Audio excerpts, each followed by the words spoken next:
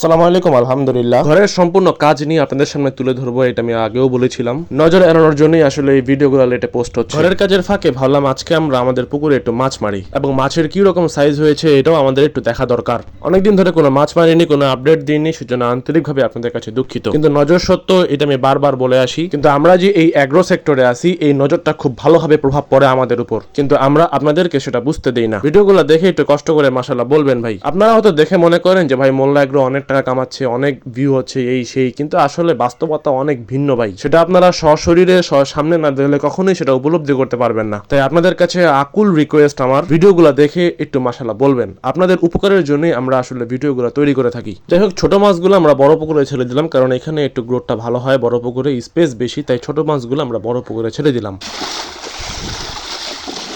আলহামদুলিল্লাহ, আমাদের একটা silver cup 2 KG, 2.5 KG, 1.5 KG, 2 KG এরকম সাইজের হয়েছে, যেটা ফুললি আমাদের প্রাকৃতিক খাবারের উপরে এই রেজাল্টটা হয়েছে। আমরা যেভাবে প্রাকৃতিক খাবারটা তৈরি করতাম সেটা খুবই ভালো মাছের জন্য, এবং আমরা এটার ফুল রেজাল্ট পাইছি আলহামদুলিল্লাহ। মাছ ধরার শেষেই আমরা ঘরের কাজে দেখতে গেলাম। যেহেতু আমরা ফ্রেমটা কাঠ দিয়ে তৈরি করব, তাই আজকে কাঠটা রেডি করতেছে এবং দেওয়ালের সাথে ক্ল্যাম্পগুলো লাগাচ্ছে। আসলে কাজের ফাঁকে একটু রিফ্রেশমেন্টের দরকার হয়, কিন্তু বা মনে হয় যে কোথা থেকে একটু ঘুরে আসি, তাই ভোরবেলা আজকে চলে যাচ্ছি আমরা রস খেতে। আমরা 3 ভাই মিলে চলে আসলাম সেই গ্রামে, এবং খুব ভোরে আসা লাগে এই জায়গায়। এই যে সামনে যে লোকটাকে দেখতে পাচ্ছেন, সে আসলে গাছ থেকে রস পাড়ার জন্য যাচ্ছে। শুনেছি এই জায়গায় এই চাচা একদম অথেন্টিক পিওর রসটাই তারা বিক্রি। ভিডিওগুলো জানুয়ারি মাসের মেঘ, সকালবেলা করে ঠান্ডা ছিল, এরকম সময় আমরা গিয়েছিলাম।